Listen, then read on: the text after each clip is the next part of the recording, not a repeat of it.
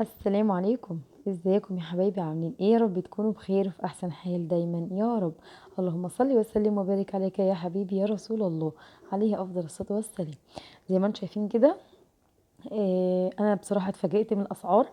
نزلت اشتري دقيق والجبنه اللي هي الموتزاريلا دي كنت محتاجاها، وجبت مكعب من الخميره. المكعب ده عايزه اقول كنت بجيبه 2 جنيه. انا اتصدمت، جبته ب5 جنيه. انا بجد مش عارفه يعني الدنيا رايحه بينا فين. كل يوم غلا بطريقة بصراحة يعني مخيفة مخيفة والله بجد. فالله المستعان، ويلا بينا ندخل على الفيديو ونقول بسم الله الرحمن الرحيم. اول حاجة كده، عندي اخدت كده مكعب من الخميرة دوت. هو مكعب كبير طبعا ما شاء الله يعني، فانا بقسمه على كذا حاجة يعني وبعينه في الفريزر. اخدت مكعب كده، وبعد كده معلقة كبيرة من السكر. وبدأت ان انا ايه، زي ما انتم شايفين كده ادوبهم في بعض. يعني انتوا شايفين، بصوا بقى هو اصلا السكر داب في الخميرة. فما شاء الله يعني. فبعد كده بقى ايه بحط نص كوباية او على حسب بقى كوباية من لبن دافي او مية دافية، علشان ايه طبعا الخميرة بتاعتي تبدأ تفتعل يعني. زي ما انتم شايفين هنا كده، جبت بيضة او ممكن 2 عادي زي ما تحبوا، طبعا علشان القيمة الغذائية يعني للولاد. فانا حطيت بيضة معاها ذرة من يعني فلفل اسمر كده، وحطيت معلقة من الخل علشان تدي العجينة بتاعتي طراوة. وبعد كده كملت يعني ايه, لبن يعني حوالي نص كوباية كده حطيتها. وبعد كده طبعا انا كده يعتبر ايه حطيت اللي هو النص هنا علشان الخميرة بتاعتي ما شاء الله زي ما انتم شايفين كده رفعت خالص. ونص كوبايه في السوائل كلها يعني كوبايه. بعد كده طبعا انا هشوف بقى الدقيق بتاعي على حسب ما انا هحتاج. خلاص هنسمي الله كده. بعد ما دوبنا كل السوائل في بعض، هناخد بقى إيه زي ما انتم شايفين كده بالكوبايه، ادي 1 ادي 2. هنا دي كده رشه ملح، وبرده رشه من البيكنج باودر، رشه صغيره من البيكنج باودر. اخدت كده ايه حوالي 3 4 يعني. خليكم مركزين معايا يعني عشان انا بس تهت مني يعني ماشي. المهم يعني طبعا زي ما انتوا تحبوا يعني تزودوا تقللوا الكمية اللي انتوا تحتاجوها. خلاص سميت الله بقى كده وشمرت. وبعد كده بقى هبدأ ألم العجين في السوائل، وببدأ أزود زي ما انتوا شايفين كده كوباية من المية، واحدة واحدة طبعا، لحد ما العجين بتاعي كله يلم. خلاص زي ما انتوا شايفين كده ما شاء الله بجد. بصوا العجينة كانت طرية جدا وملمسها ناعم كده. بصوا هي تحسوا ان هي بتلزق بس بتطلع من الايد يعني. فهعوز بقى ايدي كده رشة من الزيت كده من فوق من تحت كده. وهسيب طبعا العجينة بتاعتي تخمر.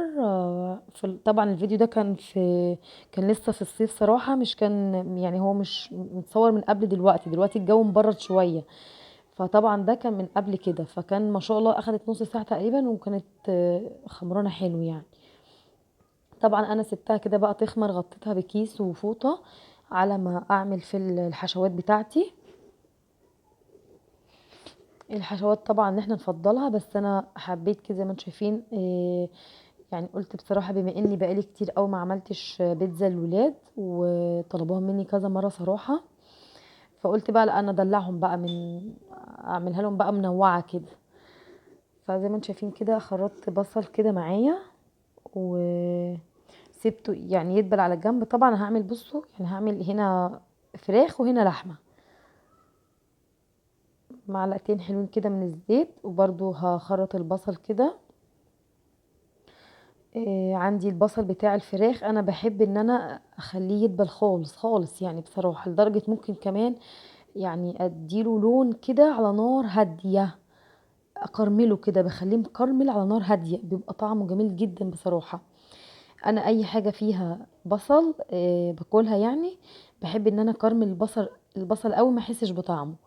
وطبعا اللحمة هو اوريدي انا مش هاكلها يعني الحمد لله يعني مش فارقة كتير يعني. المهم كده كده هو هيستوي مع اللحمة يعني. فهنا بصوا بقى كده كنت كل شويه ان انا ادي تقليبه للبصل بتاعي. وهنا كان اللحمه حطيتها في البصل زي ما انتم شايفين برضو في الحل. بصوا بقى الفراخ دي انا اصلا كنت عيناها عشان اعمل بها فراخ ستريبس. فطبعا ما عنديش القطعه اللي هي الصغيره دي، كانت خلصت. انا زي ما قلت لكم انا بكون عاملاها على فترات عندي، عامله كذا حاجه يعني كذا نوع. فالصغيره القطعه الصغيره دي خلصت، فاللي موجود عندي اللي هو بتاع الستريبس، فهستخدمه مفيش مشكله طبعا. كده كده لما يستوي انا ممكن اقطعه بالمعلقه، او كمان مش مشكله خالص لان دي بيتزا، هيبقى على الوش كده يبقى شكله جميل يعني. طبعا هنا حطيت البهارات بتاعتي بقى، حطيت 7 بهارات، حطيت فلفل اسمر، كمون، طبعا البهارات اللي موجوده عندنا يعني. ونفس النظام بقى هنا كده كل شويه بقى بقلب البصل بتاع الفراخ. عايزه اقول لكم انا ما بعين الفراخ لما بشيلها في الفريزر بالتتبيله بتاعتها دي بتبقى طريه جدا جدا ومستويه. يعني هي اصلا يا دوبك تتحط على النار تشم النار تلاقوها يعني استوت جدا كده، تحسوا ان هي مهريه، فاهمين؟ فانا طبعا اخدت كده نص الكميه دي واحتفظت بالنص التاني برضو لوصفه تانية او لحاجه تانية انا هحتاجها يعني قدام. لان الكميه هي يعني انا مش محتاجه الكميه كلها يعني، فاهمين؟ فانا طبعا بصوا الفراخ انا متبلاها، فانا بقيت احط التوابل على البصل بس زي ما انتم شايفين كده لو اخدتوا بالكم يعني.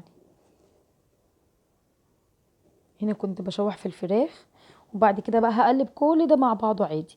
الفراخ انا بحب اتبلها بصراحه مش شرط يعني، مش حاجه معينه يعني، ممكن زبادي مع معلقه كاتشب كده مع معلقه مايونيز مستردة، نفس النظام كله معلقه معلقه. ممكن برضو معلقه عسل والبهارات بتاعتي، وبشيلها في الفريزر جاهزه. وممكن بضرب بصل وفلفل والبهارات بتاعتي وطماطم في الكبه كده ونعمهم، وبرضو اتبل الفراخ فيها واشيلها برضو في الفريزر. فاي تتبيله انتوا تحبوها تمام. هنا بقى بسم الله ما شاء الله كده كنت بعمل صينيتين كيكه. اخدت كده 5 بيضات تقريبا، يعني ركزوا انتوا بقى معايا في الفيديو لان بصراحه انا الفيديو انا بس براجعه معاكم دلوقتي بصراحه يعني. فاخدت كده البيض على فانيليا، معلقه كبيره كده فانيليا حلوه، واخدت كوبايه من اللبن ونص كوبايه من السكر، او كوبايه الا ربع على حسب السكر ده انتوا حابينه ايه يعني. خلاص، هو انا تقريبا اخدت كوبايه الا ربع يعني. المهم هنا بصوا بقى انا ما ضفتش لبن في الاول، لا ده انا هنا بصوا كان فاكرين اللبن الرايب اللي انا كنت عاملاه وعملت بيه القرص التحفه الخطيره اللي فاتت دي. بصوا بقى هعمل بها ايه، كيكه تحفه حاجه كده يا خرابي، بتوديكي في حته تانية. بصوا بقى حطيت عليها ظرف كده من الفانيليا البودره دي، بتبقى جميله قوي في اللبن الرايب لو هنعمل بها حلويات يعني او معجنات وكده. الفانيليا على اللبن الرايب لو هنضيفه المعجنات او كيكه زي ما انتم شفتوا كده بيودي بصراحه اللبن الرايب ده في حته تانية. انا اخدت زي ما انتم شايفين كده تقريبا كوبايتين، حوالي كوبايتين كده، والباقي ده كان يعني ربع مش مكمل نص تقريبا ولا ايه، او كوبايتين ونص يعني، كوبايتين ونص من الحليب اللي هو اللبن الرايب اللي انا روبته معاكم في البيت عندي. واخدت كوبايه الا ربع من السكر على 5 بيضات، تمام كده. يبقى المقادير تاني: 5 بيضات على معلقه كبيره من الفانيليا السايله، على كوبايه الا ربع من السكر، على كوبايتين ونص لبن رايب. زي ما انتم شايفين هنا كده اخدت بقى الدقيق وحطيت معلقه كبيره من النشا، وحطيت البيكنج باودر كده معادل معلقتين يعني، وحطيت ذره صغيره كده من البيكنج صودا اللي هو الكربوناتو، لو يعني تعرفوا الكربوناتو.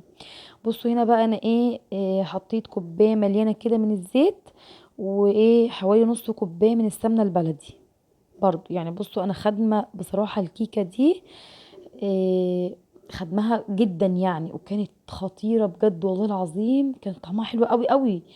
بس للاسف طبعا الحلو ما بيكملش.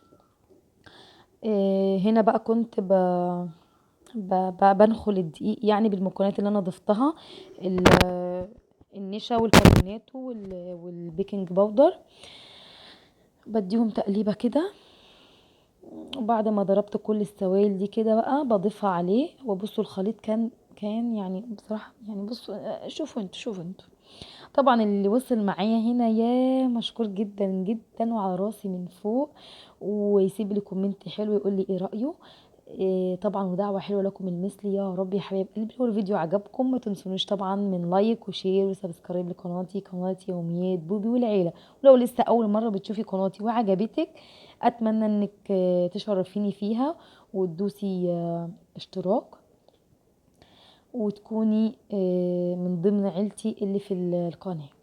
طبعا هنا كده بصوا زي ما انتم شفتوا انا دهنه الصينيتين سمنه برضو من السمنه البلدي. وبعد كده فضيت الخليط، قسمته طبعا على الصينيه دي كبيره والصينيه دي اللي هي الوسط او الصغيره، يعني قسمت الخليط كده كويس هنا وهنا. وبعد كده كنت طبعا مولعه الفرن يسخن. فدخلت بقى الكيكه الفرن على ما الكيكه تستوي.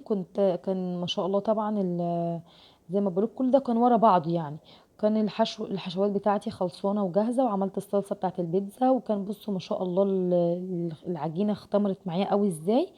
هبدا بقى ايه، اجيب الصواني بتاعتي وارشها كده، اديها مسحه زيت وابطنها بالدقيق. وبعد كده بقى افرد العجينه بتاعتي زي ما انتوا حابين بقى. الشكل بيضاوي تعملوا يعني ايه بيتزا دايره كده، شكل طبعا مستطيل اللي هو مربعات كده في التقطيع، او مثلثات في اللي هي الدايره. المهم فردت العجينه بتاعتي كده، وبعد كده هدهنها صلصه زي ما انتم شايفين كده. وهدهن بقى الحشوات. انا عملت واحده فراخ والاتنين عملتهم لحمه مفرومه.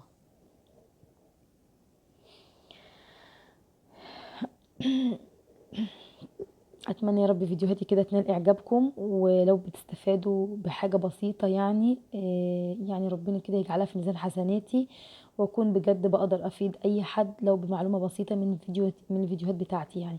انا بصي احنا كلنا ما شاء الله يعني بنعلم نفسنا بنفسنا كده. وفي نفس الوقت برضو احنا بنناشد البنات اللي هم الصغيرين، زي ما قلت لكم قبل كده، زي سما بنت اختي، وزي اختي مريومه الصغيره برضو. وفي برضو كذا حد يعني بصراحة مشكورين جدا جدا، اللي هم بيفضلوا يعني فيديوهاتي وبيحبوا يسمعوني. إيه، قلبي ليكم واتمنى يا رب الفيديوهات كلها تعجبكم كده. بصوا بقى طبعا للاسف الفرن بتاعي هي كيكه كانت طالعه جميله جدا بس هبطت مني، لان الفرن عندي الشوايه كانت مكتومه. فللاسف بقى ما علينا ما علينا. اسيبكم في امان الله، ومع السلامه.